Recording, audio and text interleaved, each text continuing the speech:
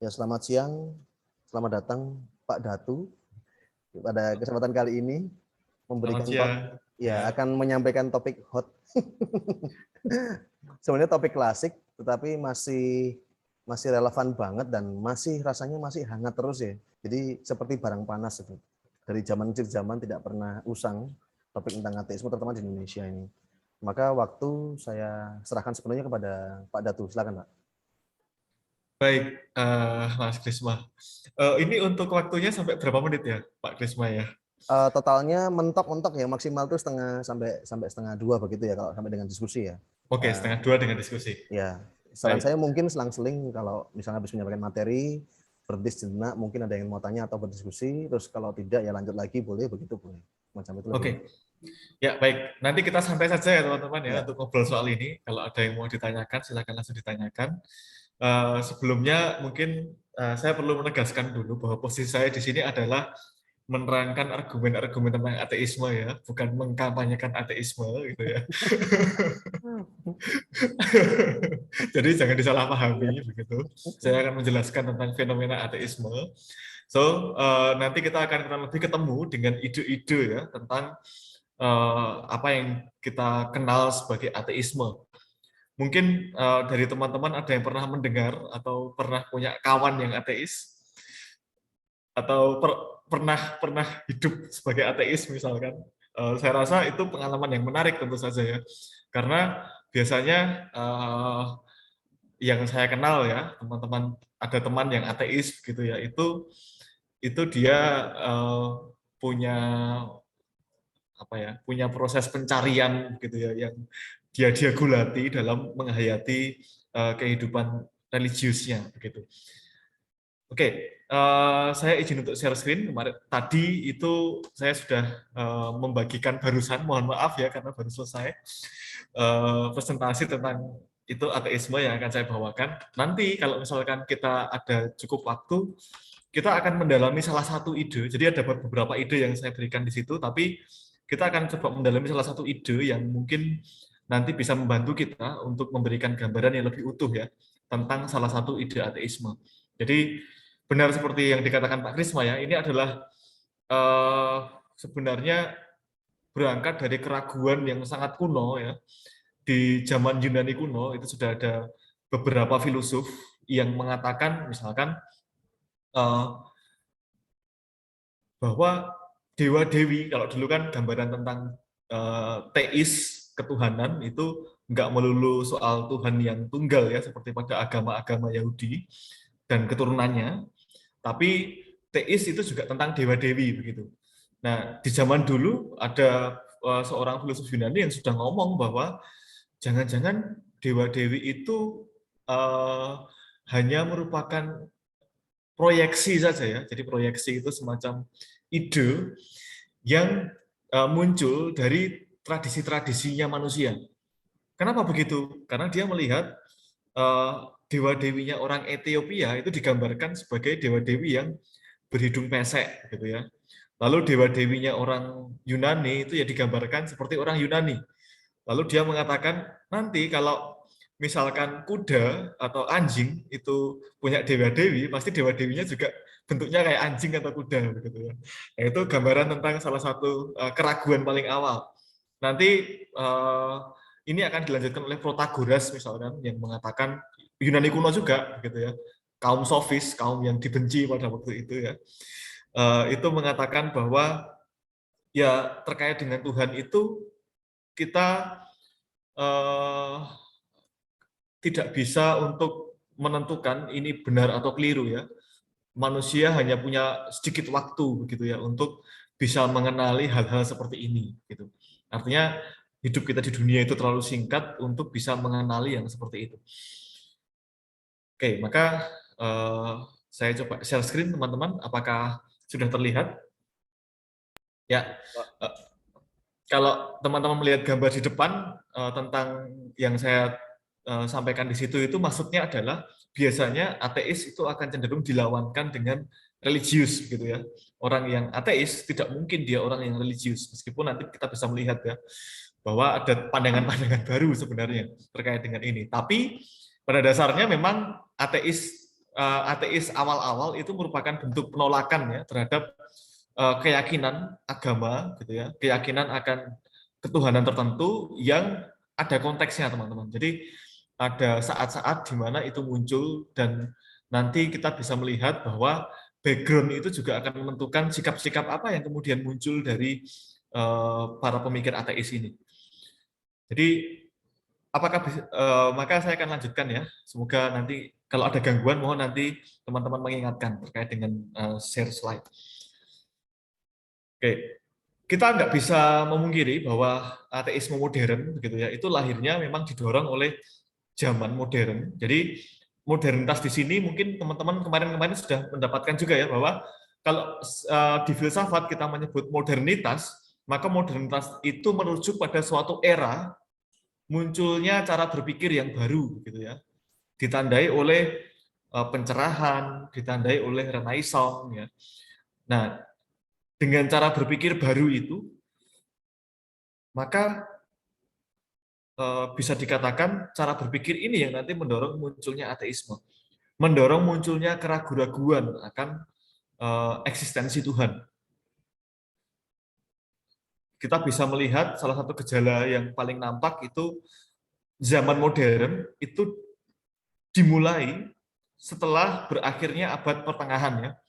Nah, abad pertengahan itu masa di mana kalau teman-teman yang Katolik mungkin tahu ya, ada Santo Santa gitu ya, lalu kemudian ada filosof-filosof yang fokus teorinya itu ada pada teologi Kristiani.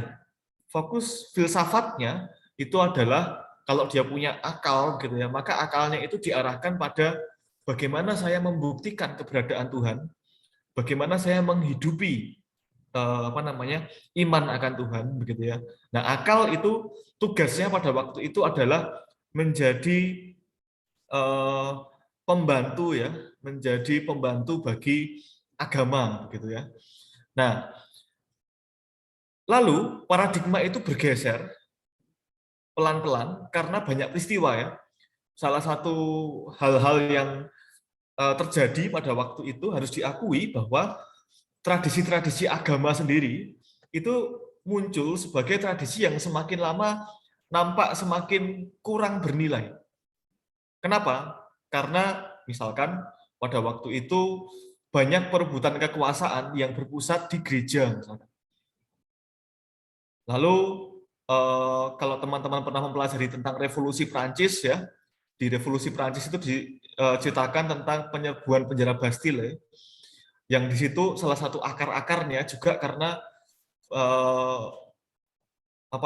tindakan-tindakan gereja yang cenderung abai pada penderitaan masyarakat, sementara orang-orang gereja pada waktu itu hidup dalam kemewahan. Mereka dekat dengan raja begitu, lalu membuat aturan-aturan yang mendukung raja, sementara rakyat tertindas begitu ya. Sehingga salah satu hal yang sangat menarik itu adalah pada waktu itu ada aturan ya yang kemudian yang memunculkan penjualan surat pengakuan dosa. Jadi gampangnya gini, kalau teman-teman punya dosa lalu kemudian ingin bertobat begitu ya, maka teman-teman bisa membeli surat pengakuan dosa. Ada harganya begitu ya. Nah, itu dilakukan dan gereja pada waktu itu yang memang mendukung itu gitu ya. Lalu karena begitu banyak peristiwa yang demikian, begitu banyak penderitaan yang muncul pada masa-masa akhir abad pertengahan ya. Gereja juga sempat mengalami masa kejayaan ya, masa-masa yang sukses, masa-masa yang jaya dan baik-baik gitu. Tapi di akhir abad pertengahan ini memang muncul banyak penderitaan. Orang tidak lagi bisa menyandarkan harapan mereka akan keselamatan pada gereja begitu ya. Maka mulai dibuat fokus-fokus baru yang cenderung mengarah pada manusia. Maka dari yang akal itu dulunya diarahkan untuk gereja dan bagaimana hidup itu diarahkan untuk Tuhan begitu ya. Nanti ada istilah filosofi ancilla theologia gitu ya. Filsafat itu adalah pembantu gitu ya.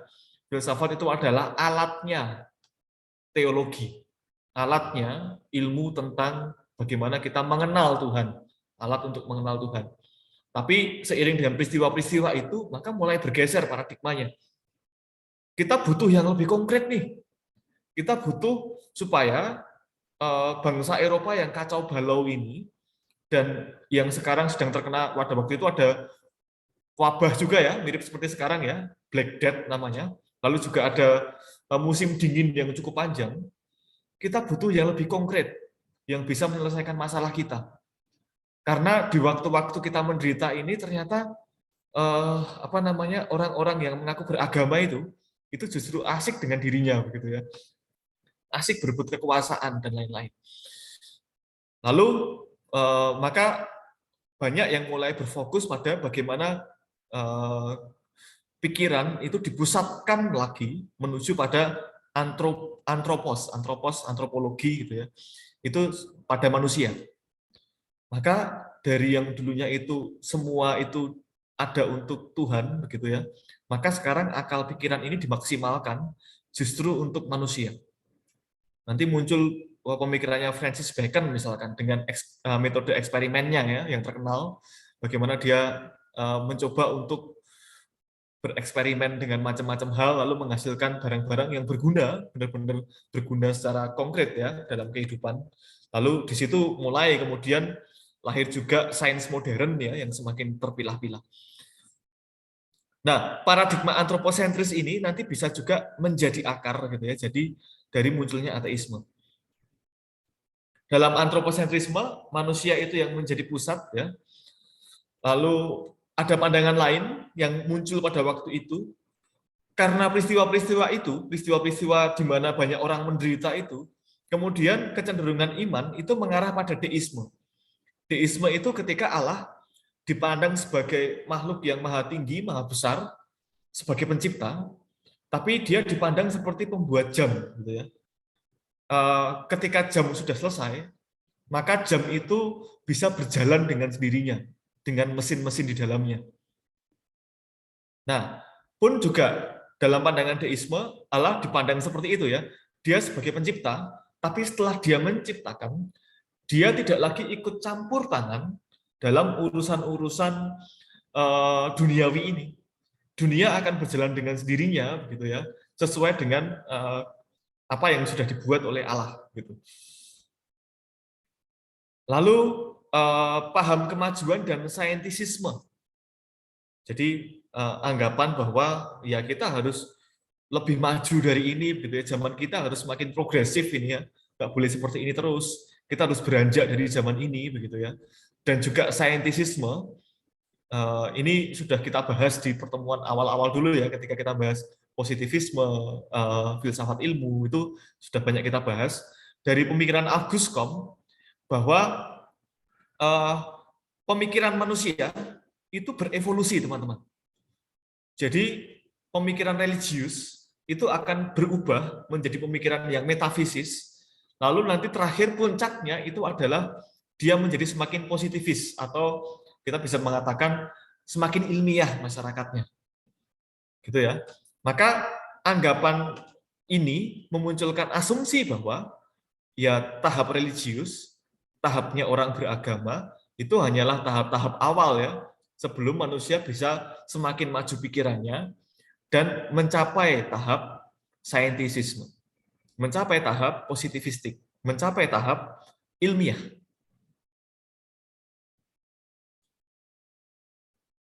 Oke. Menyingsingnya modernitas itu nanti akan melahirkan skeptisisme tentang ketuhanan. Kemudian pertanyaan-pertanyaan mengenai keberadaan Tuhan itu muncul pada waktu itu, tidak terhindarkan. Berhadapan dengan situasi yang kacau balau, itu ada beberapa sikap, teman-teman. Jadi sesudah revolusi Prancis, sebenarnya keadaan Eropa tidak pernah baik-baik ya. Ada begitu banyak pertumpahan darah, ada begitu banyak peristiwa revolusi-revolusian gitu ya. Dari pemimpin yang ini kemudian direvolusi lagi, kemudian di kudeta lagi gitu ya. Lalu di situasi yang kacau balau itu, yang penuh dengan penderitaan itu kemudian ada dua sikap. Sikap yang pertama adalah mari kita kembali kepada yang tradisional. Mari kita kembali kepada kehidupan zaman pertengahan yang pernah adem ayem, gitu ya, pernah damai, nggak ada konflik, dengan menyandarkan pada nilai-nilai ketuhanan. Tapi di sisi lain ada orang-orang yang bertanya, apakah benar kalau kita kembali ke itu, kita akan mencapai zaman yang semakin baik? Kenapa enggak kita melangkah maju saja? Itu yang disebut sebagai progresivisme tadi ya. Kenapa enggak kita melangkah lebih jauh saja dengan membuat tatanan-tatanan baru dengan disandarkan pada sains, disandarkan pada cara berpikir yang ilmiah. Nah, di tengah-tengah ini kemudian pertanyaan-pertanyaan mengenai keberadaan Tuhan itu muncul. Lalu beberapa pemikir nanti akan mengambil posisi untuk kemudian memilih menjadi seorang pemikir yang ateis ya. Ateis dalam arti dia tidak percaya bahwa Tuhan itu eksis, dia tidak, bahkan kita bisa melihat ada kecenderungan penolakan ya atas eksistensi Tuhan. Jadi terdapat dua pemahaman ya mengenai ateisme di sini.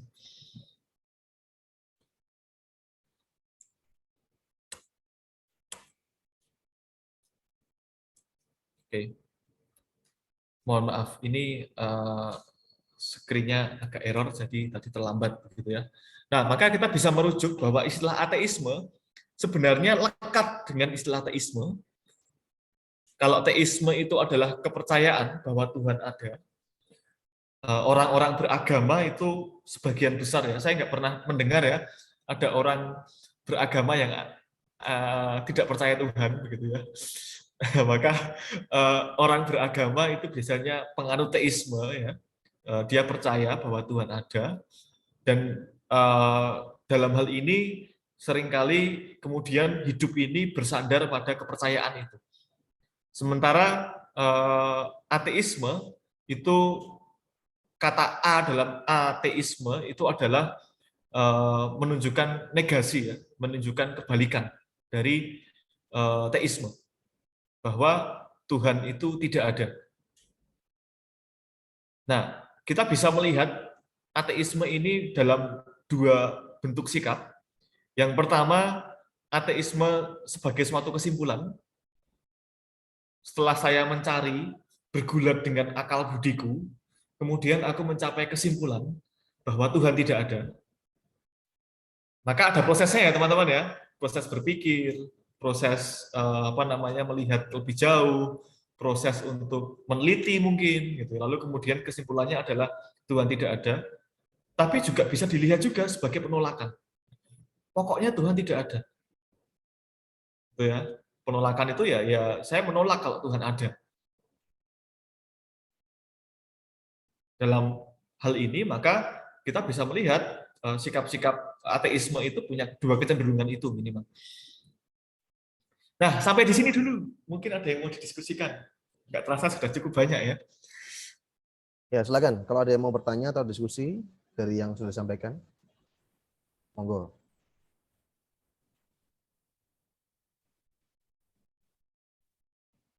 Ayo, santai saja. Mungkin ada yang mau sharing pengalaman. Ya, boleh juga. Nggak usah takut. Ini nggak akan sampai kemana-mana. Kita tutup sampai di sini. Jadi apapun yang kamu rasakan, silahkan. Mungkin banyak bergumul. Saya percaya nih anak-anak nih, biasanya anak muda-muda sekarang itu banyak sekali bergumul. Atau kalau enggak saya sharing aja ya. Boleh ya Pak Krisma? Boleh. Pak Datu? Baik, silakan Bu. Ya. Monggo. Okay. Ya. Oke. Nah, saya ini usia saya bukan usia muda ya, bahkan sudah masuk usia pensiun. Masih muda. Tapi saya pernah mengalami di masa tua saya, bukan di masa saya masih anak-anak, bukan. Waktu saya masih remaja, seusia kalian, waktu saya masih kuliah, sebagai itu, saya justru sangat rajin ke gereja. Tetapi terus terang, saya jujur bahwa saya itu kalau ke gereja itu karena didikan dari orang tua dan sebagainya, dan dengan ancaman ditakut-takuti. Ada neraka lah, ada ini nanti masuk neraka lah, kualat lah, dan sebagainya. Sehingga saya ke gereja itu semacam kewajiban yang terus terang aja, aduh pengen cepat selesai. Bertahun-tahun saya mencari romo yang mana sih, cari romo yang waduh kalau khotbahnya kalau bisa cuma 5 menit, atau bahkan kalau nggak usah khotbah lebih senang lagi saya. Ya, nah kemudian dalam berjalannya waktu saya semakin menjadi-jadi, bukan semakin baik, tapi makin menjadi-jadi sampai saya punya anak saya besar dan sebagainya. Itu saya makin menjadi-jadi mempertanyakan, ini semua kenapa ya kok rasanya aneh. Saya pernah ikut persekutuan karismatik, malah mulai dari diajak teman dan saya menjadi pertama saya senang, tapi lama-lama saya menjadi muak, terus terang aja muak. Kenapa saya muak? Ini kok rasanya kita ini selalu bersalah, berdosa, selalu rasanya kayak Tuhan ini, aduh kita nggak boleh gini, nggak boleh gitu, hanya Tuhan dan Tuhan aja. Nah padahal kita ini kan hidup di dunia ini kan bukan cuma ya mikiri Tuhan aja begitu.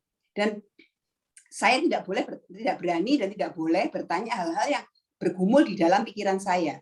Nah akhirnya saya bertemu dengan seorang Romo dari Filipina memang kebetulan, dan saya adalah mungkin Pak Datu pasti tahu, dan kemudian dia adalah S3 filsafat, dan dialah yang mulai dengan buku-bukunya dia membuat saya menjadi semakin gak karu-karuan, dan akhirnya saya masuklah ke dalam, saya mungkin tidak ateisme ya, tapi saya ke dalam agnostik mungkin ya, atau skeptis lah, atau anyway lah, whatever lah, bukan sampai ke ateis ya, karena saya masih mempercayai Tuhan itu ada, cuma saya tuh bingung dengan ajaran-ajaran agama, terutama agama Katolik, karena saya kan taunya Katolik. Semakin hari saya jujur semakin muak dengan segala macam peraturan di Katolik. Ya, tapi saya mau enggak mau saya tetap harus ke gereja karena saya masih mencari. Dan setiap kali pengakuan dosa saya selama bertahun-tahun, saya selalu mengakukan pada Romo-Romo itu satu dosa saya, dan bukan saya orang baik ya, tapi saya mengakukan dosa saya yang berat itu adalah saya tidak percaya kepada Romo, saya tidak percaya kepada gereja, saya tidak percaya semua ajaran Katolik, saya tidak percaya bahkan Yesus Tuhan pun saya tidak percaya. Saya bilang gitu. Tapi saya mencintai Yesus, tapi saya tidak percaya dia Tuhan. Nah, akhirnya dalam perjalanan waktu saya itu saya semakin saya bergulat terus bergulat dan akhirnya terus terang akhir-akhir ini ya mungkin 2-3 tahun terakhir saya menemukan Tuhan. Tapi apakah Tuhan yang saya temukan itu seperti yang diajarkan oleh para guru agama Katolik? Saya nggak terlalu yakin, terus terang aja. Karena jujur saya kembali menemukan Tuhan itu melalui pelajaran saya belajar Buddhisme. Jadi Buddhis. Jadi saya belajar Buddhis itu bukan dari pendeta-pendeta Buddha, bukan. Saya dengar dari YouTube. Saya mencari dari filsafat, dari Buddhis, dan yang terakhir yang saya pelajari sekarang yang saya sedang menggebu-gebu adalah metafisika. Jadi saya belajar bagaimana cara berdoa secara metafisika, bagaimana kita belajar, dan itu ada 2 yang saya kagumi. Yang pertama itu adalah Romo, mungkin Pak Krisma tahu, Romo Sudri, SJ, tahu saya. Dan yang satu lagi adalah Dr. Wayan Mustika. Ya, satunya Hindu, satunya Katolik. Dan saya mengagumi dua tokoh ini sekarang. Dan saya belajar banyak, dan saya sudah banyak berdiskusi dengan Dr. Wayan Mustika. Saya sampai pernah bertanya begini, kan kita harus bebas ya, manusia itu sebetulnya tidak boleh terikat, karena kita itu jiwa kita bebas. Nah, saya tuh bertanya gini, apakah ajaran-ajaran agama, ajaran tentang surga dan neraka dan sebagainya itu tidak membelenggu kita menjadi tidak bebas? Itu pertanyaan saya juga kepada ini, karena saya merasa aneh sekali gitu loh. Dan saya membaca dan saya termasuk menyetujui bahwa sumber konflik yang terbesar itu dan yang paling banyak itu sebenarnya adalah agama. Kalau kita lihat di dunia, semua ini hanya masalah, sebetulnya bukan salah di agama. Agama aturannya baik, sangat baik menurut saya. Tapi yang menjadi masalah otoritas agama. Seperti Pak Datu tadi katakan, bagaimana di zaman dulu itu ya, Katolik itu menjual. Tapi saya rasa bukan surat pengakuan dosa Pak Datu, tapi surat indulgensi yang untuk bangun Basilika Saint Peter. Nah itu. Jadi salah satu adalah Romo OP yang melakukan mempromosikan tentang surat indulgensi ini, walaupun dia tujuannya kata Katolik, tidak seperti itu, tapi saya juga nggak tahu. Nah, tapi yang jelas kalau kita melihat itu sumber mulai timbulnya ateisme itu justru dari agama Kristen. Ya toh kemudian akhirnya dalam perjalanan waktu ini sekarang saat ini saya justru saat ini saya justru merasa begini. Saya luar biasa merasakan adanya Tuhan. Saya percaya Tuhan itu ada. Yang saya percaya juga adalah begini. Image tentang Tuhan itu adalah buatan manusia. Tuhan bukan buatan manusia, but image-nya itu adalah buatan manusia yang ditanamkan oleh orang tua kita masing-masing atau orang tua dari orang tua dari orang tua sejak dahulu kala, sehingga itulah yang terada di dalam pikiran kita. Tapi Tuhan itu tetap ada menurut saya. Nah, saya saat ini adalah kalau bisa dikatakan hidup doa saya luar biasa, jauh lebih daripada waktu saya masih remaja dan sebagainya. Karena saya sekarang doa tapi ya dengan segala macam model doa, tapi saya berdoa, betul-betul berdoa, dan saya merasakan nyaman dengan meditasi, dengan segala macam saya merasa nyaman. Begitu. Ya itu kurang lebih lah. Saya rasa mungkin anak-anak bisa juga menyampaikan sharingnya tentang bagaimana perasaannya tentang Tuhan ini sendiri, tentang posisi ya bebas posisi, begitu ya, Chris ya. Posisi, iya betul ya, bisa. Ya, itu aja. Terima kasih Pak Datu. Baik, terima kasih. Terima kasih juga untuk koreksinya Bu Sumartini ya. Oke, baik. Untuk teman-teman, ayo silakan. Jangan takut-takut ya. Silakan kalau ada pengalaman atau mungkin justru pergulatan gitu ya terkait dengan ini, silakan bisa diceritakan. Ya, Pak. Silakan Michael. Ya, Pak. Jadi kalau menurut saya tadi yang Pak Datu bilang mengenai adanya ateisme ini diawali dari adanya revolusi atau istilahnya perubahan-perubahan yang akhirnya membuat orang sadar atau kayak oh ternyata bukan seperti ini atau munculnya pandangan baru. Nah kalau menurut saya sendiri saya merasakan itu di kehidupan saya ini. Jadi pada contohnya kayak misal kita sedang di gereja, lalu khususnya penggunaan sosmed ini kan sekarang sudah sangat-sangat luas, yang mana kita tahu gitu beberapa sisi dari seseorang itu kita sudah tersebar lah istilahnya gitu Pak. Nah saya ada salah satu teman gitu, bisa dikatakan dia cukup nyaman di lingkungan yang kurang sehat seperti ya kegiatan-kegiatan yang kurang sehat. Namun dia juga aktif di kegiatan gereja. Lalu ada beberapa teman-teman saya gitu yang memandang seperti kayak mereka lebih ke arah ngapain dia ngabisin waktu di gereja, orang dia di luar aja kelakuannya seperti itu gitu. Tapi kalau saya sendiri melihat dari pandangan lain, lebih kayak dia melakukan seperti itu tapi dia masih mau mengorbankan waktunya untuk ke gereja seperti itu Pak. Jadi kan itu adalah dua hal yang sangat opposite, tapi ya menghasilkan suatu pemikiran yang 180 derajat berbeda juga. Kalau misalnya ada orang yang melihat seperti itu, mereka akan memandang orang itu hidupnya enak-enak aja tanpa gereja. Orang itu dia melakukan hal-hal seperti itu, tapi ya hidupnya ya oke-oke aja, nggak masalah. Ngapain aku habis-habisin waktu di sini? Tapi kalau misalnya kita lihat dari sisi satunya, walaupun dia berbuat seperti itu, tapi dia masih mau bertobat atau istilahnya masih ingin kembali ke jalan Tuhan. Nah, kalau misalnya kita lihat dari saya lihat dari sisi yang itu, ya itu malah justru menguatkan dan ya bisa istilahnya memperlihatkan mukjizat Tuhan yang terjadi pada teman saya itu. Itu sekian dari saya. Terima kasih, Pak. Oke, terima kasih banyak Michael. Pengalaman yang sangat menarik ya, karena begini teman-teman. Memang sepertinya kecenderungan iman itu memiliki dua sisi ya. Sisi yang pertama adalah ketika dijalani dengan lurus-lurus saja, begitu, tidak ada persoalan dan it's okay, everything it's okay. Dan yang kedua itu ketika dijalani dengan pergulatan, gitu ya. Nah, pergulatan itu mengandaikan adanya proses refleksi, proses pemahaman, proses berdialektika juga antara yang sikap ini atau sikap itu, begitu ya. Yang itu sebenarnya juga merupakan hal yang menarik untuk kita lakukan, justru akan membuat kehidupan religius kita semakin bermakna, begitu ya. Saya bisa mengatakan begini, ketika saya belajar ateisme atau belajar ide-ide tentang ateisme, itu saya mengatakan bahwa saya bersyukur kepada Allah ya, bahwa ada orang-orang seperti mereka ya, yang dengan sangat tajam melihat sisi-sisi lain gitu ya dari kepercayaan, hal-hal lain yang ternyata juga beberapa hal itu sangat masuk akal ya, yang dihidupi oleh orang-orang beragama dan seterusnya. Maka ya silakan kalau teman-teman mau sharing, mau ini, kalau ada silakan disampaikan. Mungkin pertanyaan juga kalau ada pertanyaan. Ya, monggo silakan. Yang lain mungkin. Ya, Beatrix mungkin. Silakan.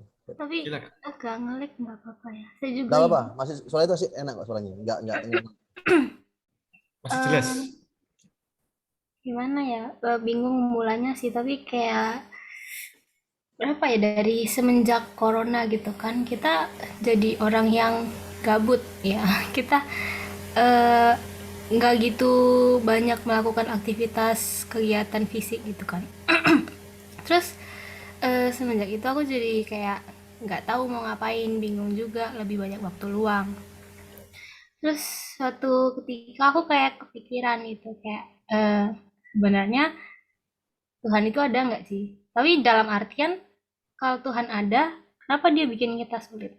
Kalau Tuhan ada, kenapa tujuannya untuk mengembalikan kita lagi pada Tuhan? Kenapa dari awal kita dibikin patuh aja gitu? Kenapa harus ada dosa? Dan aku kepikiran juga kayak kalau misalnya ada neraka dan surga, kenapa harus ciptakan neraka dan surga? Kenapa kita nggak dari awal langsung disatukan aja jadi satu jalur? Karena gini kan, kita di gereja-gereja taunya adalah Allah itu sakti, itu Allah itu mulia, Allah bisa apa saja. Kenapa kalau gitu nggak dibikin sesuai yang dia mau aja gitu? Apakah kita diciptakan, aduh nggak, maaf ngomongnya, apakah kita diciptakan cuman buat nyembah Allah aja atau gimana? Atau karena, apakah aduh ini agak lucu, apakah Allah itu cuman kesepian gitu? Kepikiran aja. Bagus sekali. Ya. Bagus. Jangan-jangan Allah itu narsis gitu ya. Iya. Kayak Kayak darah yang kurang kerjaan begitu ya kan? jangan Kita itu kayak aktornya. cuman pengen aja gitu. Dan aku kayak kepikiran kalau emang misalnya pengen mengembalikan kita ke jalan semula, kenapa nasib orang dibikin beda-beda gitu kan? Kasihan Dibikin susah aja. gitu ya. Iya, dibikin susah. Ada orang yang selalu berusaha tapi dia nggak akan nemu ujungnya. Kenapa? Dan ada orang yang dari lahir emang udah beruntung, dan kalau emang itu ada reinkarnasi dan semacamnya or whatever, kenapa nggak dihapuskan semenjak kita mau dibangunkan lagi gitu loh? Kita mulai dari awal lagi. Kenapa harus ada Adam dan Hawa, terus kemudian dikasih Iya. pohon bikin dosa begitu Iya ya? gitu. Cuma agak lucu. Loh, pemikiran saya seperti kamu, Beatrix, awalnya. Itu yang muncul juga di saya. Tuhan ini kok rasanya kok kejem banget, kurang kerjaan kan? Tapi Beatrix, saya menemukan jawaban yang kamu tanya, yang kamu masuk ke tadi. Salah satu adalah mengapa kok ada tadi apa yang kamu bilang, kenapa nggak dibuat orang tuh kok ada yang beruntung, ada yang kurang beruntung begitu ya? Iya. Nah itu bisa kamu jawab. Ini yang saya temukan sekarang itu adalah jawabannya di cara metafisika. Jadi law of attraction. Itulah yang menyebabkan kenapa ada orang yang kalau lahirnya sudah susah, dia akan susah sampai mati, tapi ada juga orang yang lahir susah terus dia bisa sukses. Nah, itu adalah law of attraction. Jadi kita harus kembali kepada energi dan sebagainya, tarik-menarik gelombang elektromagnetik di alam semesta. Itu yang saya pelajari. Nah, itu yang membuat saya semakin hari semakin merasa indah begitu. Oke. Terima kasih banyak untuk Beatrice dan Bu Sumartini. Apakah Beatrice sekarang sudah menemukan beberapa jawaban atas pertanyaannya? Kalau jawaban sih sebenarnya nggak ada. Cuman aku mengesampingkan hal tersebut karena ada suatu pepatah yang kebilang kayak ada baiknya kalau kamu nggak tahu gitu. Ada sesuatu hal yang di luar nalar manusia. Nggak semuanya harus kamu tahu. Ada lebih baiknya kamu tahu dan ada lebih baiknya kamu nggak tahu. Jadi kayak kan manusia emang pinter banget, diciptakan pinter, tapi pasti ada keterbatasannya. Jadi aku kayak kepikiran, apakah kita pas bayi itu emang nggak bisa ngomong karena kita tahu terlalu banyak, atau karena apa? Karena kita kan pas bayi pasti nggak inget dong pas bayi kita 1 bulan, kenapa kita nggak dari bayi udah diberi kepintaran. Terus aku kepikiran kayak mungkin kita pas bayi masih tahu terlalu banyak gitu. Jadi pasti diberi batasan. Oke, nanti di sesi ini ya, Beatrix ya, Beatrix akan lebih dimantapkan lagi untuk semakin ragu-ragu ya. Tapi yang jelas Beatrix kamu tidak boleh stop untuk mencari. Ya, karena saya sampai hari ini saya belum selesai dengan pencarian saya, dan saya pernah mengaku dosa, dan setiap kali saya mengaku dosa selalu semua romo mengatakan itu bukan dosa. Karena itu adalah your journey. Tapi satu hal, kalau kamu stop, maka kamu dosa.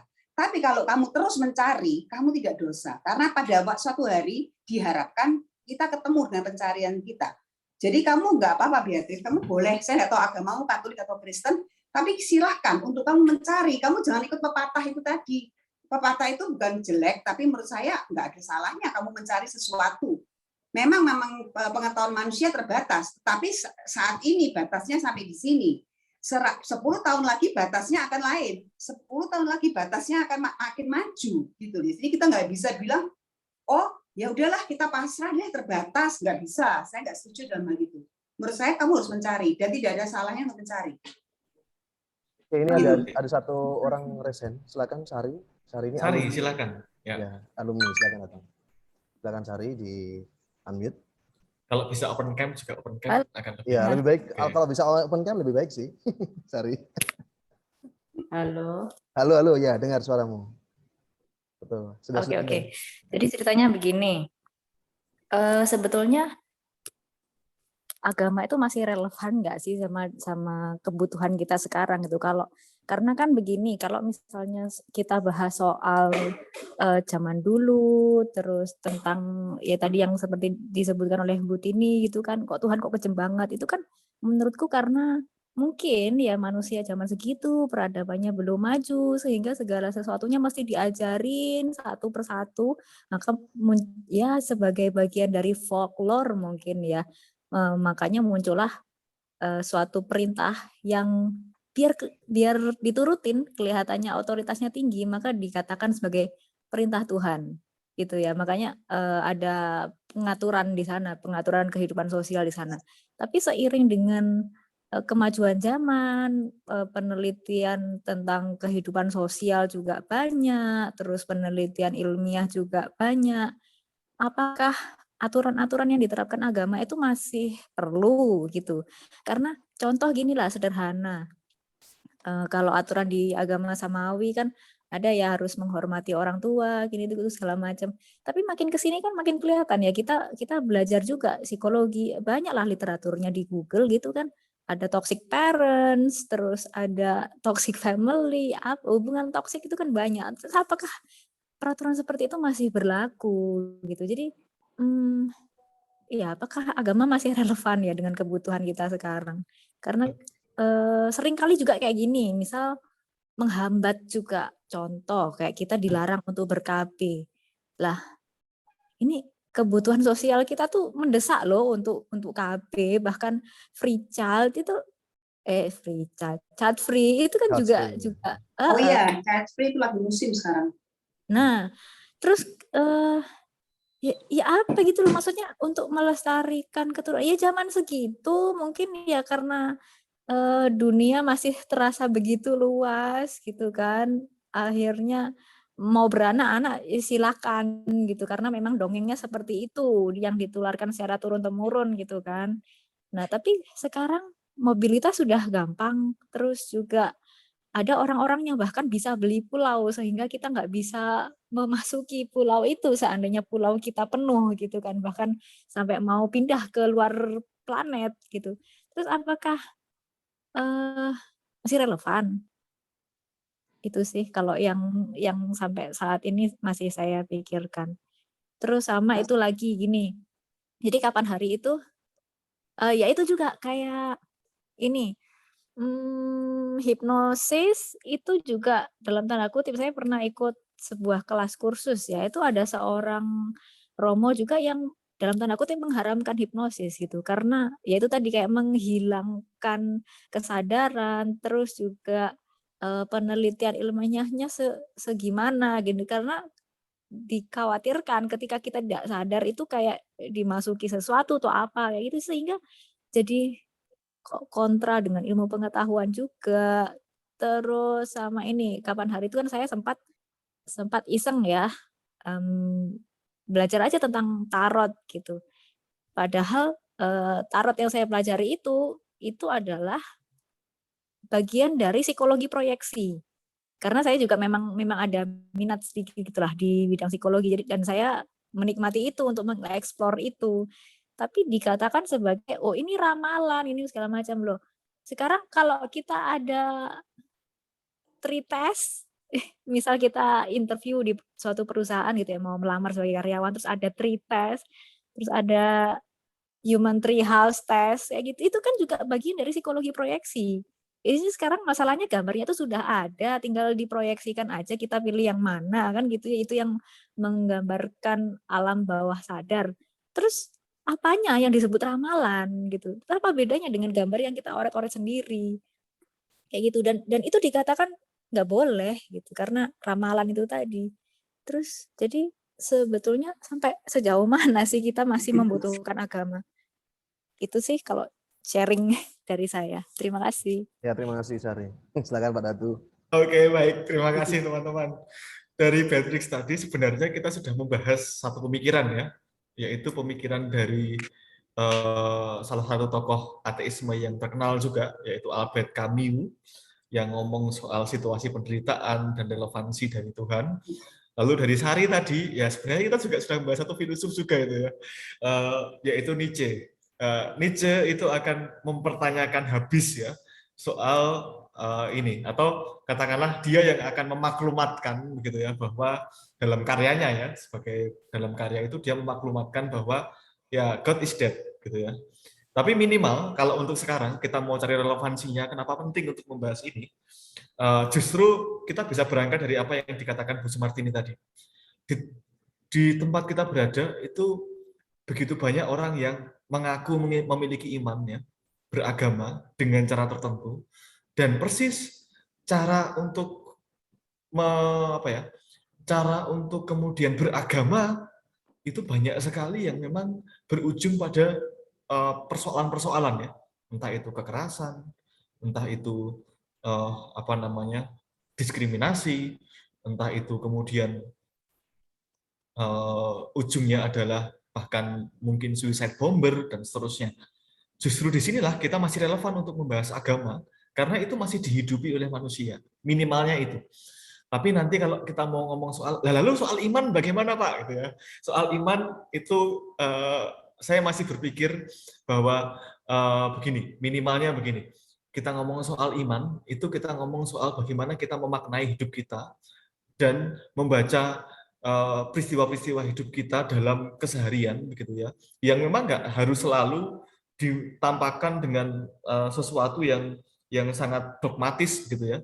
Tapi minimal melalui itu, ya seperti tadi dibilang ya, itu penting lah untuk memberikan pengenalan, begitu ya. Bagi saya untuk memberikan pengenalan untuk minimal orientasi hidup awal, meskipun tentu saja itu kalau terus-menerus tidak dipertanyakan, tidak pernah direfleksikan lebih jauh, ya bisa jatuh pada ketidakdewasaannya.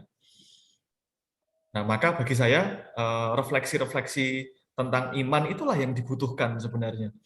Karena pertama tadi ya mau nggak bisa dipungkiri ya bahwa banyak dari masyarakat termasuk juga kita yang masih memiliki iman begitu ya.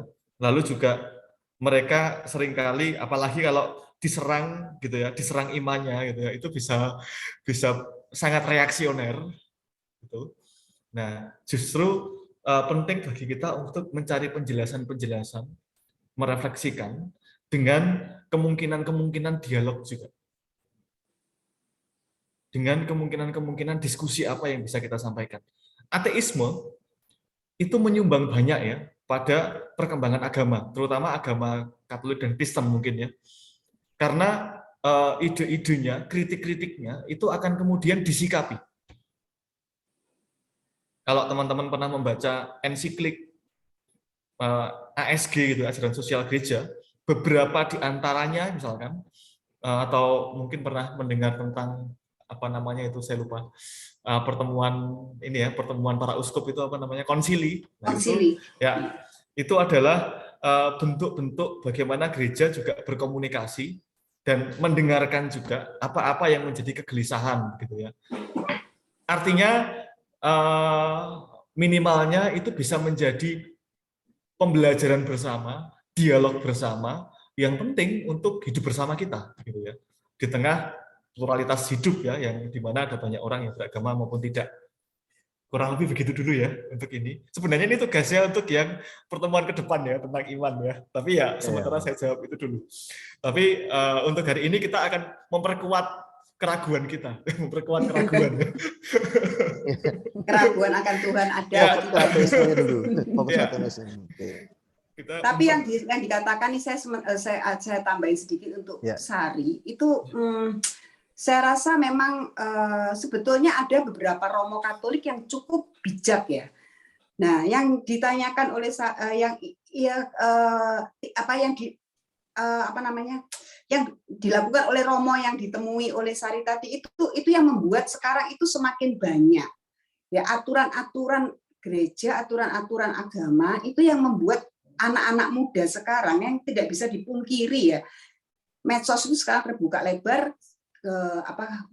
belajar itu pun juga sekarang luas. Kita mau tahu segala macam itu nggak usah nunggu guru, nggak usah nunggu buku, asal kita mau kita dengerin aja dari mana-mana kita sudah dapat ilmu. Ya, dan ilmunya itu benar apa tidak, nah itu juga masih sulit sekali untuk menyaring. Nah, itu akibatnya kalau saya juga pernah berpikir begini, mengapa sih ajaran-ajaran agama ini yang dipakai ya, yang saya tahu untuk Katolik ya, itu kenapa kok kita ikut-ikut di zaman pertengahan medieval? Apakah tidak bisa sih kalau kita juga berevolusi lah, nggak usah revolusi, berevolusi dengan kemajuan dengan zaman sekarang. Jadi sekarang itu adalah model IT, pemikiran-pemikiran anak juga, pemikiran manusia juga sudah berubah. Mengapa kok agama tidak membuat peraturan-peraturan atau pemikiran-pemikiran baru? Ya walaupun yang dikatakan Pak Datu itu konsili-konsili banyak ya, memang Gereja Katolik mencoba untuk sedikit masuk ke dalam kemajuan zaman, tetapi saya lihat juga masih sangat banyak yang harus dipertanyakan gitu. Salah satu contoh yang saya masih sangat tidak setuju dengan Katolik itu mengenai keluarga berencana. Ya, seperti yang dikatakan oleh Sari juga. Jadi saya jadi bingung begitu loh. Karena apa? Dengan kondisi yang semakin sekarang orang tua harus bekerja penuh semua, ya nggak mungkin dong mau loh mamanya suruh di rumah, papanya kerja, terus mamanya yang biasa sudah kuliah S1, S2 kemudian suruh manis-manis di rumah. Tentu itu kan nggak fair juga ya buat perempuan juga. Jadi saya berpikir, nah kalau anaknya itu sampai 5, 6, 7, 8, oke lah ada KB alamiah segala macam, tapi kan kita nggak bisa berpatok hanya pada KB alamiah karena itu bisa kebobolan. Terus kemudian kok anaknya banyak, kan anak itu bukan cuma untuk mengisi dunia, bukan untuk berkembang biak, tapi kita harus punya tanggung jawab, apalagi dengan zaman yang sekarang semuanya YouTube semua bisa diakses ya kan. Nah kalau orang tuanya nggak bisa intens untuk melakukan komunikasi dan baik dengan anak itu ya, kalau kecapean kerja kan juga bisa gampang emosi. Nah, akhirnya bagaimana dengan anak-anak ini begitu? Itu yang saya pertanyakan banget tentang KB itu. Nanti tanggal 7 Februari Father Ramon, nah itu akan ada webinar juga dan saya sudah mau ikut juga itu. Saya pikir bagus juga untuk saya mau pengen tahu tentang etika itu, karena etik itu di Katolik ada beberapa yang saya kurang, mengenai bayi tabung itu juga menjadi pertanyaan buat saya. Ya. Mengenai bayi tabung itu ya kan itu kemajuan. Memang itu ada satu hal yang masih mengganjal itu yang saya sedikit setuju dengan Katolik, karena memang bayi tabung itu kan dipilih yang terbaik, sisanya dimusnahkan begitu. Nah itu kan ya kasihan juga ya. Tapi kalau mau dimasukkan semua nanti berapa jumlah yang lahir gitu. Ya begitulah. Jadi mungkin perlu diberitahukan juga ya kepada konsili yang baru untuk mengupdate aturan gereja lah, ya nggak terlalu ini, tapi ya cobalah dipikir sedikit-sedikit lah bagaimana supaya nggak jadi ateis. Itu yang di Eropa sudah nggak ada loh, semua orang jadi ateis sudah. Minta ampun. Oke, kita lanjut dulu ya. Oke, baik, kita lanjut dulu teman-teman ya. Oke, sedikit ngelak sepertinya. Saya mohon izin untuk stop share dulu. Saya mau memecah, ini ada masalah dengan. Oke, baik. Nah, terima kasih atas diskusinya yang seru. Itu membantu saya, sangat membantu saya untuk menerangkan beberapa hal yang sebenarnya mau saya munculkan ya. Tapi tadi sharing dari Michael, Sari, dan Beatrix tadi sama-sama memberikan beberapa hal yang sebenarnya akan disampaikan di sini. Nanti kita akan lihat apa-apa saja itu.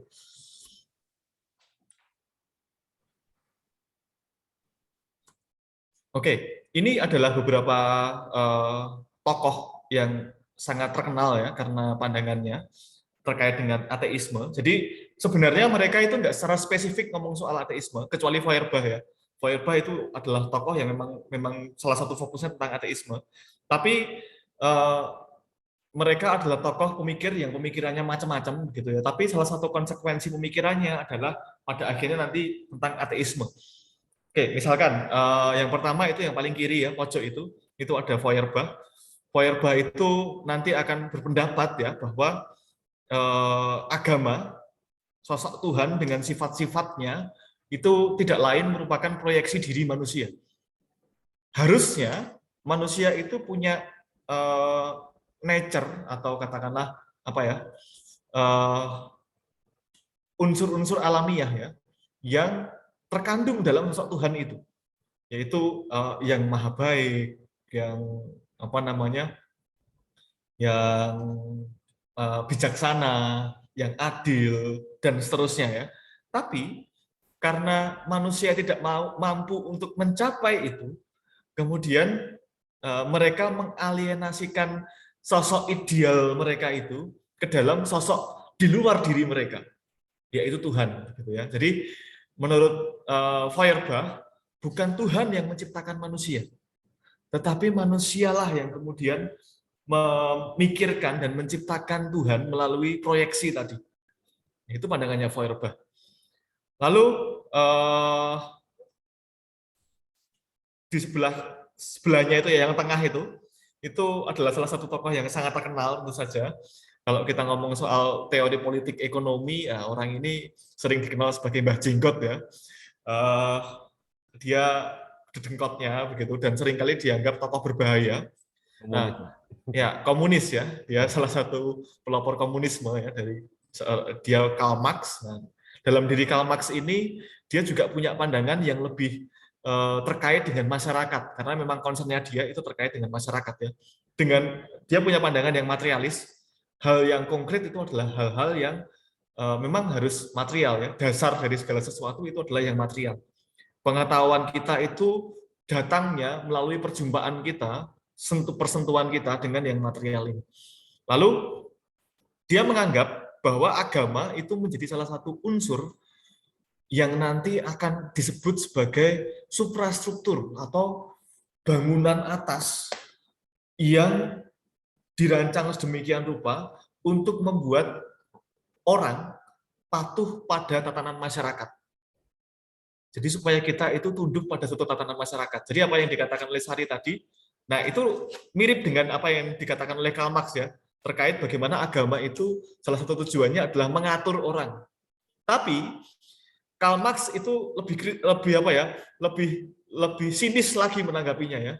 Karena suprastruktur ini nantinya akan digunakan untuk melanggengkan penindasan. Jadi supaya orang-orang yang ada di kelas bawah itu mau untuk tetap ditindas dalam keadaan yang buruk. Jadi zaman itu zaman di mana buruh itu gajinya sangat kecil, jam kerjanya sangat banyak, hidupnya sangat buruk begitu ya. Itu supaya mereka tetap mau ditindas, maka caranya adalah mereka harus dirawat dengan agama gitu ya. Kalau mereka nggak bisa berbahagia di dunia, ya biarkan mereka nanti diberikan janji gitu ya untuk berbahagia di hidup setelah kematian begitu ya. Nah itu nanti sebutannya Karl Marx, agama itu seperti opium. Opium itu narkobanya zaman dulu ya, narkoba yang sangat populer di zaman dulu. Itu efeknya adalah orang menjadi melayang-layang gitu ya, orang menjadi nggak sadar dan dia kemudian akan menerima saja apa keadaan-keadaan, termasuk keadaan-keadaan yang menindas itu. Nah, agama disebut sebagai candu masyarakat. Menurut Karl Marx, unsur ini sebaiknya harus digantikan ya dengan unsur-unsur yang lebih konkret seperti yang dikatakan tadi, bahwa ya perjuangan manusia yang konkret lah yang akan menentukan nasibnya manusia gitu. Bukan terbuai dalam agama yang itu dirancang sedemikian rupa ya untuk melanggengkan penindasan. Oke, Lalu kemudian tokoh berikutnya ini nggak kalah terkenal ya, yaitu Friedrich Nietzsche atau Nietzsche. Nanti Nietzsche ini kalau teman-teman pernah mendengar band ya, Superman is Dead. Nah, sebenarnya idenya Nietzsche terkait dengan nama itu, teman-teman. Kenapa begitu? Nah, Nietzsche itu adalah orang yang dalam tulisannya ya, itu menulis tentang God is dead. Nah, God is dead itu nanti akan digantikan oleh manusia yang melampaui ya. Kita bisa menyebut itu sebagai manusia super begitu ya, manusia yang melampaui dirinya begitu. Nah, itu nanti jadi Superman kan jadinya. Nah, maka disebut nama Superman is dead gitu ya. Nah, sebenarnya Nietzsche itu menggambarkan situasi yang tadi persis seperti yang dikatakan oleh Sari. Jadi pada waktu itu terjadi peralihan ya dari abad pertengahan ke modern, lalu terjadi begitu banyak persoalan-persoalan di abad-abad itu, dan dia menemukan gejala yang sama ya, bahwa menurut beberapa interpretasi ya ini ya, bahwa ternyata apa-apa yang dulu itu disandarkan pada agama, jawaban-jawaban atas pertanyaan-pertanyaan, keselamatan, dan lain-lain yang dulunya bersandar pada agama dan Tuhan di belakangnya, itu di zaman sekarang sudah digantikan. Di zaman sekarang sudah nggak relevan lagi. Tuhan sudah nggak menjadi jawaban bagi semua persoalan-persoalannya manusia. Maka Nietzsche mengungkapkan itu bukan sebagai dirinya ya. Jadi nanti sebenarnya tulisannya Nietzsche itu dalam bukunya itu bentuknya itu aforisme. Aforisme itu semacam tulisan-tulisan prosa-prosa begitu ya, yang gayanya lebih ke sastra sebenarnya. Lalu di situ ada ungkapan-ungkapan cerita begitu ya tentang orang gila begitu ya, orang gila yang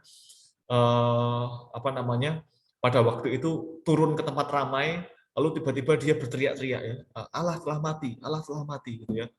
Lalu dia bilang bahwa kitalah yang membunuhnya.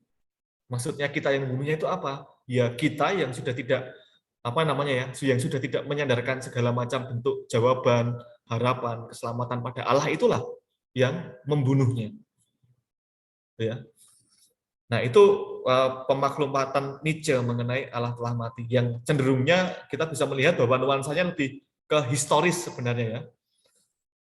Lalu tokoh berikutnya itu Sigmund Freud, seorang psikoanalis. Dia dikenal juga sebagai bapak psikologi ya,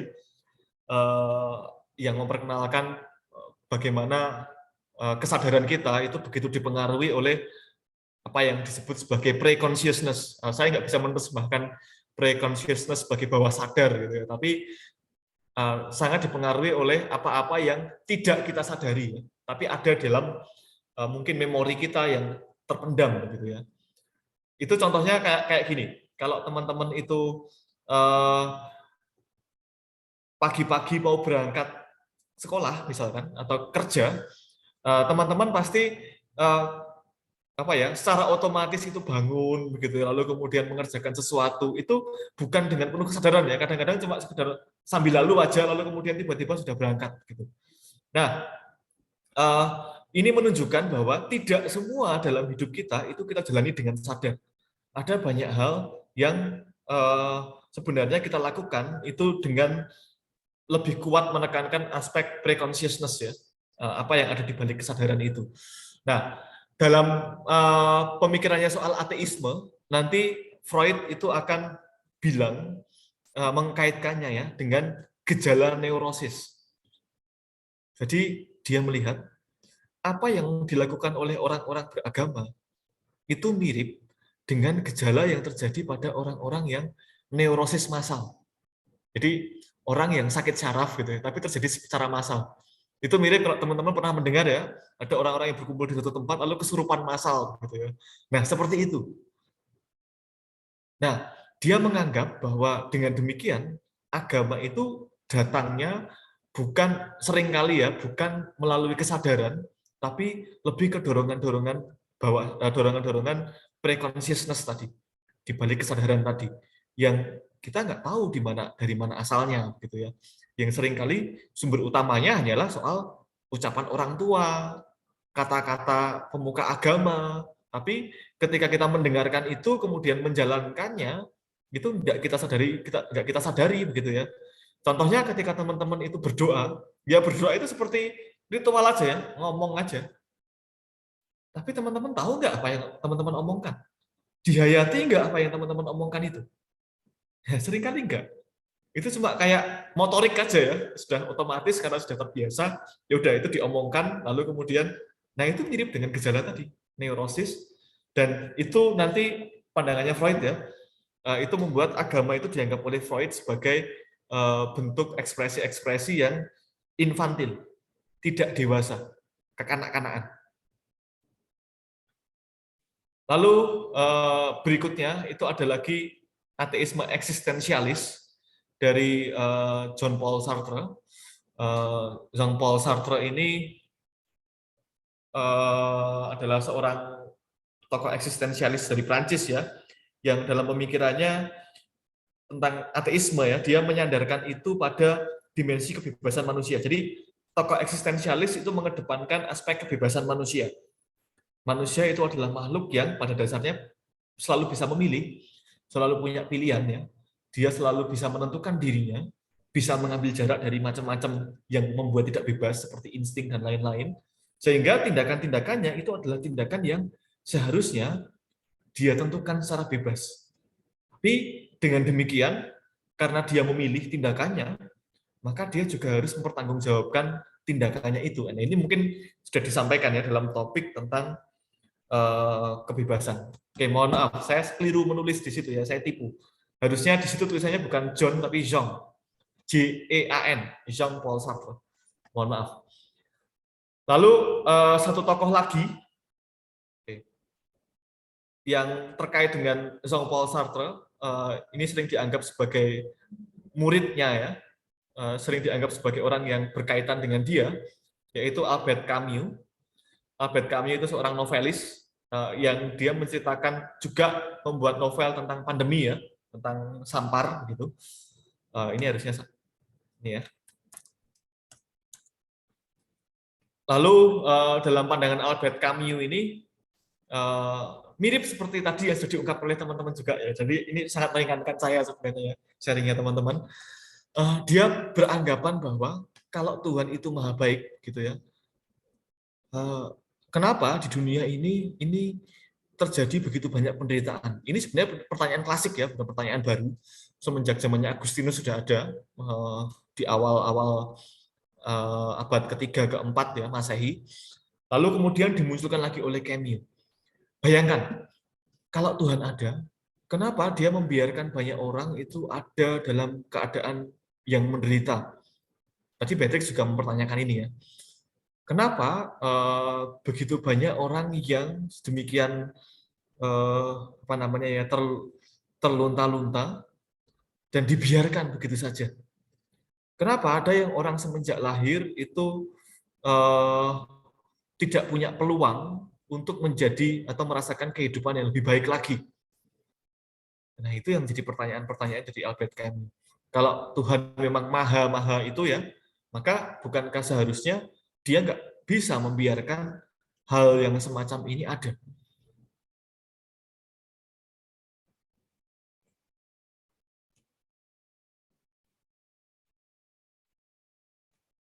Oke, ini berat, jadi mungkin ada pertanyaan dulu. Pertanyaan aja ya mungkin ya. Ya, silakan kalau ada yang bertanya, monggo bertanya ya. Untuk mungkin bertanya tentang teori ateismenya dari tokoh siapa begitu. Ya, silakan. Itu yang paling umum ya, proyeksi manusia. Tadi sudah tersampaikan dalam sharing sebenarnya. Ya. Silakan kalau ada pertanyaan. Tidak ada? Sudah bertobat berarti semua. Bertobat atau malah sebaliknya ya, Bu? Mungkin lanjut dulu boleh. Oke, lanjut ya. Ya. Nah, di saat-saat ini masih ada ya pandangan-pandangan yang berkembang dari ateisme yang dibawa oleh para tokoh-tokoh terbaru ya. Minimal kita bisa menemukan beberapa yang sering muncul. Richard Dawkins misalkan. Richard Dawkins itu sedikit lebih nuansanya lebih positivistik ya. Memang dia seorang yang penganut saintisisme ya. Dia menyandarkan ateismenya pada pandangan-pandangan yang lebih baru begitu terkait dengan ya sudah daripada kita ribut-ribut ngomong soal agama gitu ya. Maka kenapa enggak kita membicarakan hal-hal yang lebih relevan, kita enggak perlu untuk beradu argumen dengan berbusa-busa tentang agama, tapi mari kita kemudian bersikap tidak perlu selalu melebih-lebihkan gitu ya. Minimal orang-orang ateis itu bisa lebih senang gitu ya, lebih bahagia, hidupnya lebih seimbang, lalu secara moral dan intelektual itu lebih fulfill itu apa ya? Lebih penuh gitu ya, lebih penuh gitu ya. Lalu maka dengan demikian ateis itu harus bangga gitu ya, dan tidak perlu untuk menjadi apologetik, tidak perlu untuk membela diri, karena ateisme itu bukti gitu ya, bahwa bukti dari keberadaan pikiran yang bebas gitu.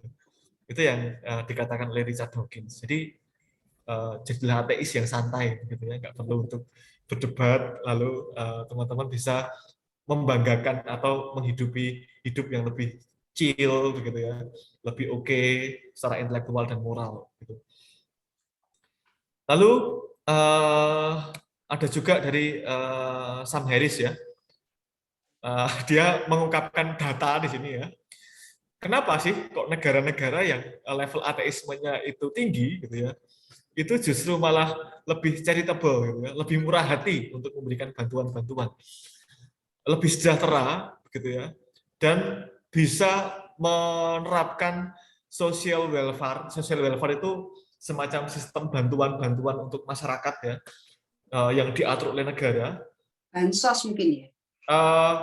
Itu kalau bansos itu kan hanya untuk situasi tertentu kan Bu. Kalau yang social welfare itu, iya welfare itu lebih ke ini ya, bantuan-bantuan. Kalau di sosial politik itu jaminan sosial dari negara. Ya, jaminan sosial dari negara itu kata tepatnya memang. Lebih bahagia lagi negara-negara itu.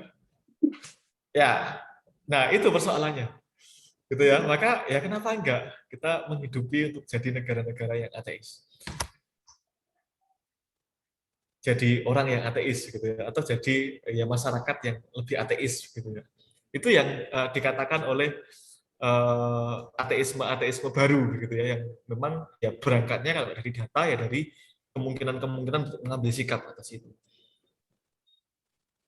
Oke, terakhir ada beberapa pandangan kritis ya, yang sebenarnya ada banyak, tapi saya hanya akan mengambil beberapa yang sering diungkapkan juga sebenarnya.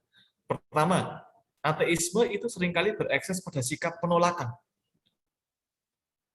Ujungnya itu seringkali menjadi forcing atau menjadi ofensif sebagai pada orang-orang beragama, sehingga kita bisa melihat bahwa ini ada kecenderungan fanatisme agama baru gitu ya. Jadi orang yang ateis itu bisa jadi ya justru terjebak pada fanatisme ateis. Bisa ya ternyata ya, jadi fanatik ateis gitu ya.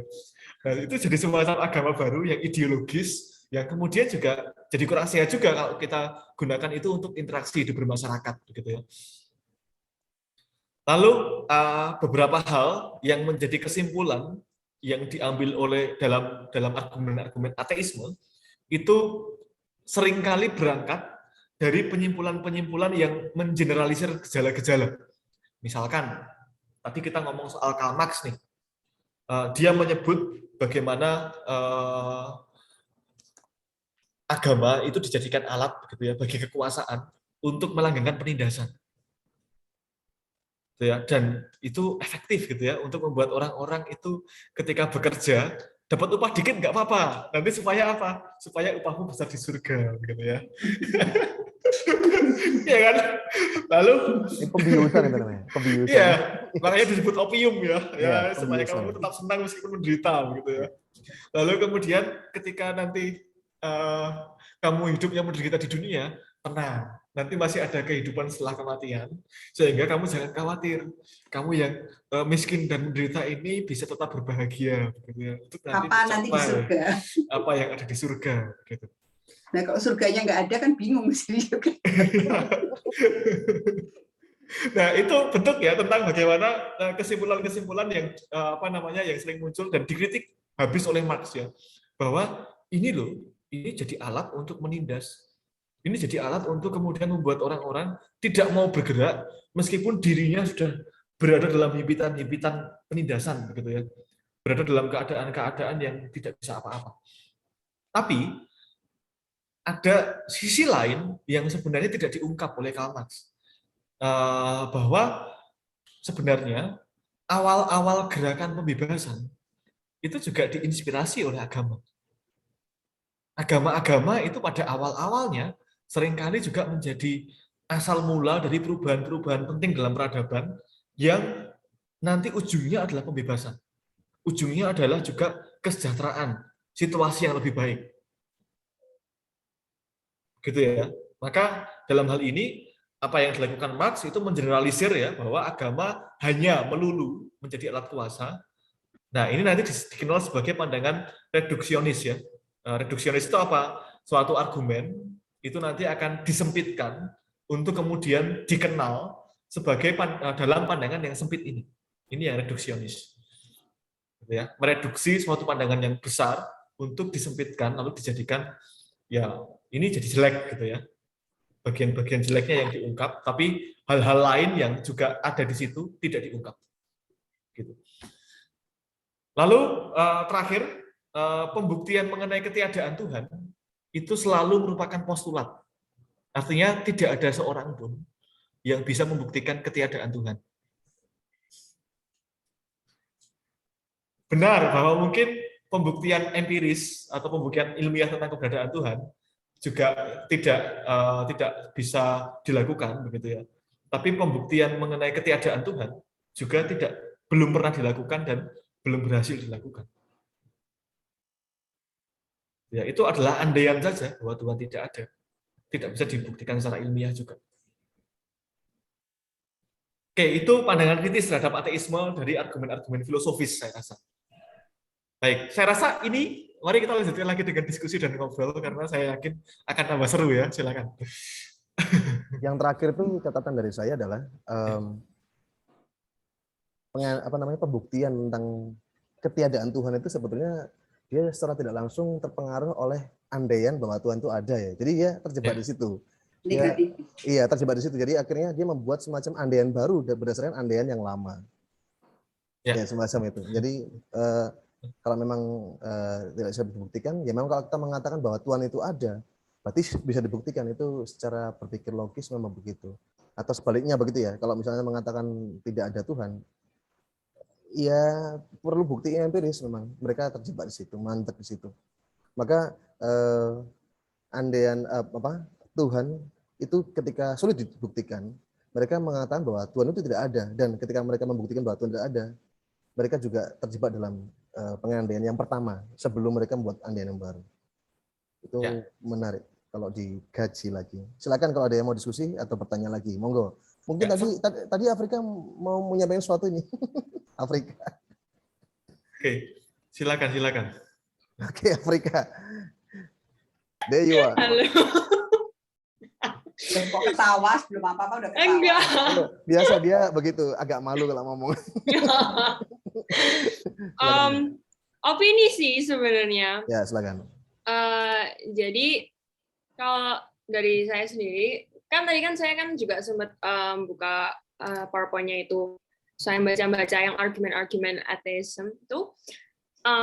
Saya tadi juga dengerin waktu ngomong-ngomongin yang kayak apa, tokoh-tokoh yang percaya in that God doesn't exist. And maaf ya kalau misalnya campur-campur English itu, nggak apa ya. It's okay.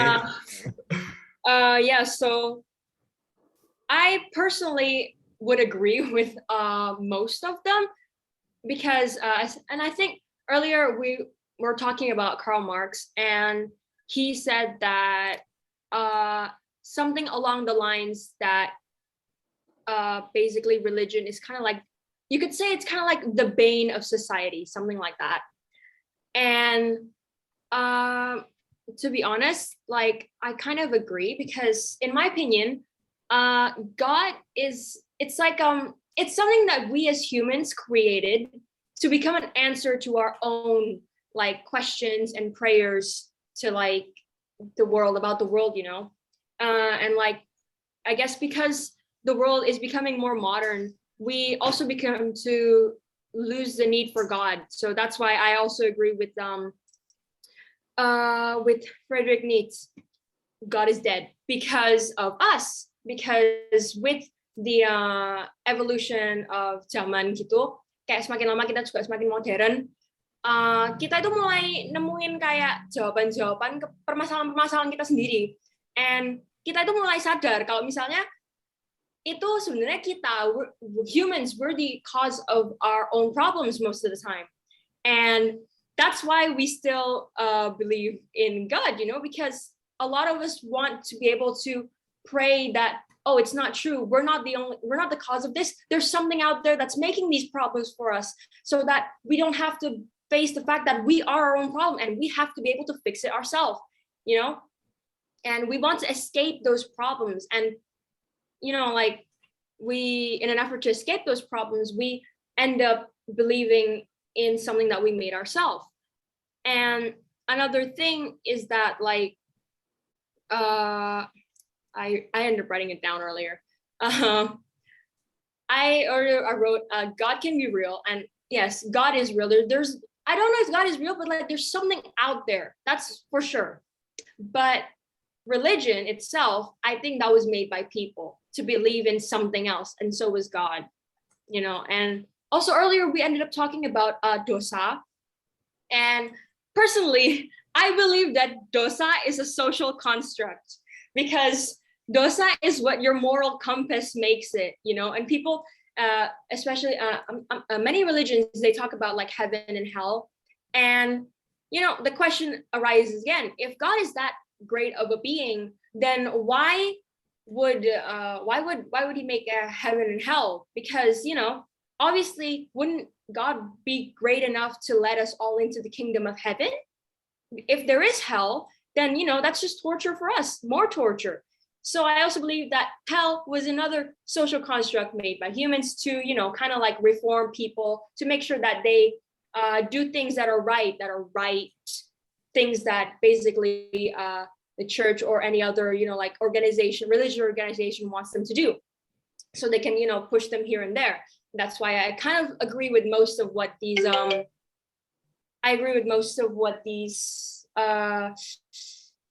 atheist pushers say. Okay, that's it. Okay, thank you, Afrika. So discipline. Yo, it's like you have faith to them ya.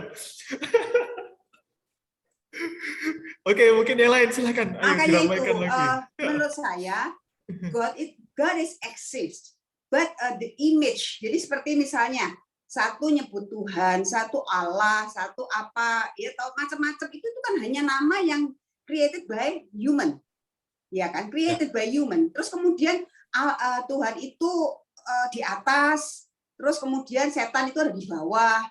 Nah, itu kan juga created by human. Jadi seharusnya saya pernah punya pemikiran begini. Seandainya waktu anak itu lahir baru, dia newborn, a very newborn baby, terus kemudian saya masukkan ke dalam pikiran anak itu setiap hari bahwa Tuhan jahat, setan baik. Nah, suatu hari pada saat dia dewasa, maka image itu yang terbentuk. Saya percaya bahwa nanti akan terbentuk adalah, oh Tuhan itu jahat, setan itu baik. Nah, kan begitu. Jadi Tuhan itu ada, saya merasa ya energi yang luar biasa yang ada sekarang inilah the biggest source of energy itu adalah yang kita mungkin sebut Tuhan. Dia create everything. Soalnya orang hidup semua yang apapun yang ada di dunia, sebagai seorang yang belajar kimia, maka saya tahu bahwa very small atom itu juga isinya adalah energi, dan dia itu adalah mostly adalah ruang hampa begitu. Jadi menurut saya semua ini adalah source of energy, dan the biggest source is yang kita sebut dengan God tadi, begitu. Dan kemudian kita berikan dia bentuk, karena manusia tidak bisa kalau tidak pakai bentuk. Ya kan, kita kan kepinginnya selalu visualisasi. Nah, seperti itu. Tapi Tuhan sendiri sebetulnya ada, kalau menurut saya ada. Tapi adanya itu yang mungkin tidak sesuai dengan ajaran-ajaran yang diberikan oleh agama-agama yang sekarang itu, gitu. Ya, karena di Buddhis itu lain lagi. Buddhis mengatakan bahwa kalau Kristen mungkin Islam juga, saya kurang paham juga, tapi Kristen Katolik itu mengatakan segala sesuatu yang kita perbuat itu adalah karena rahmat Tuhan, jadi faktor eksternal. Nah, kalau di Buddhis itu adalah kita bisa mencapai tingkat pencerahan dari kita sendiri, berarti faktornya internal, begitu. That's the difference between antara Buddhis and Christianity. Kalau menurut saya, yang saya baca seperti itu, gitu. Nah, jadi yang terakhir ya, kalau yang saya baca gini, kenapa sih kita harus menjudge satu sama lain? Sebetulnya kita jangan mencintai atau melihat itu sesuatu dengan ego, karena kita merasa bahwa agama ini lebih ke arah ego kita masing-masing, sehingga kita merasa agama kita paling benar, agamamu kurang baik, ini salah, itu benar, the best and the whatever lah, itu adalah agama saya. Nah, itu akhirnya jadi berantem kan. Tapi kalau kita menghargai itu manusia itu adalah ciptaan Tuhan, kita melihat dengan mata kasih, kita melihat dengan kita rendah hati, dan kita kemudian tidak memunculkan ego kita, saya rasa baik semua. Jadi Tuhan itu sebenarnya baik. Mungkin Tuhan sekarang juga sedih melihat tingkah lakunya manusia dengan agama-agamanya ini. Mungkin loh, dia mungkin jengkel juga dengan, bukan gitu maunya aku, keliru kamu, mungkin begitu ya. Nggak tahu lagi saya.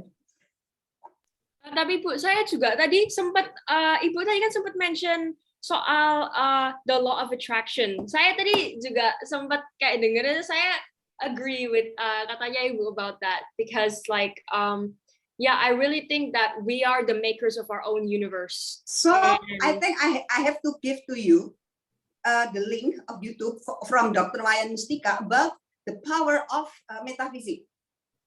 How now ya, doa itu bukan kata, doa itu adalah rasa. Ya, doa kita itu adalah rasa kita. Jadi kita nggak bisa doa get well soon, get well soon, get well soon. Itu bukan doa, itu adalah burung beo kalau menurut Dr. Wayan. Dan itu doa yang tidak akan dikabulkan kan, get well soon itu asal. But kita harus membuat kita harus create.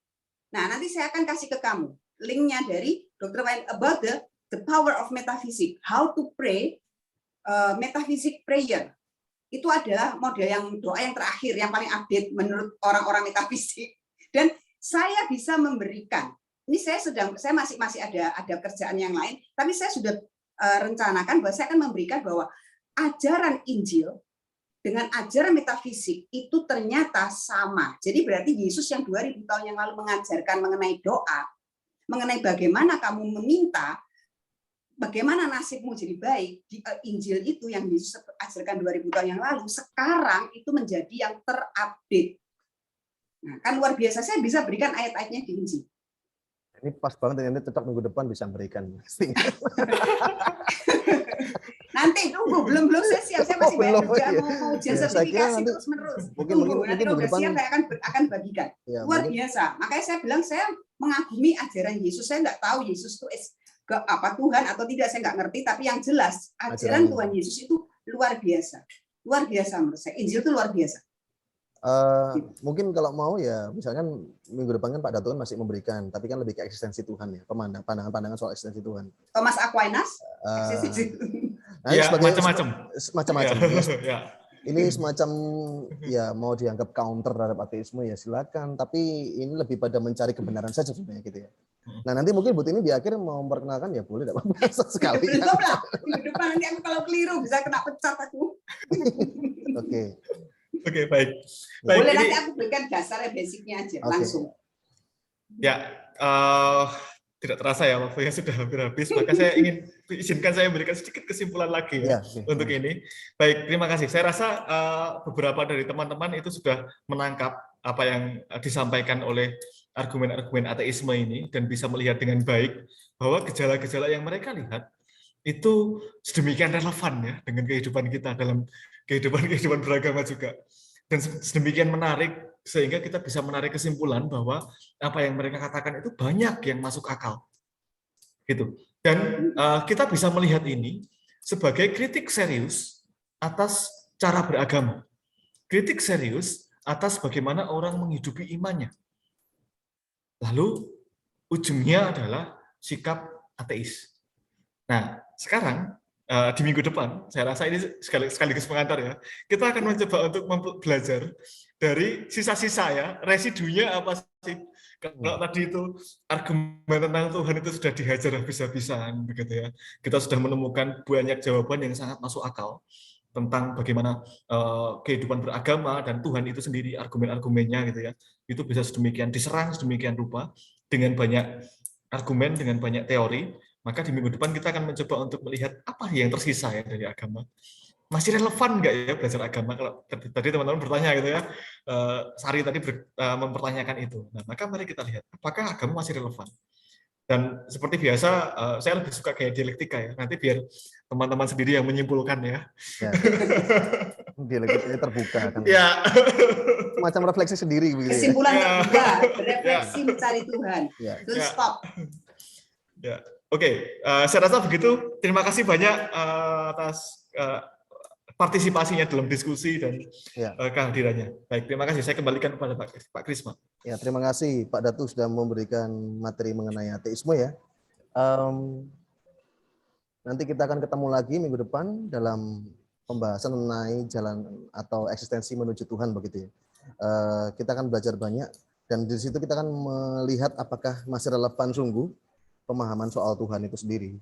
Dan pada akhirnya pencarian akan Tuhan ataupun kebenaran akan Tuhan pun tidak akan pernah usai sampai kita mati nanti.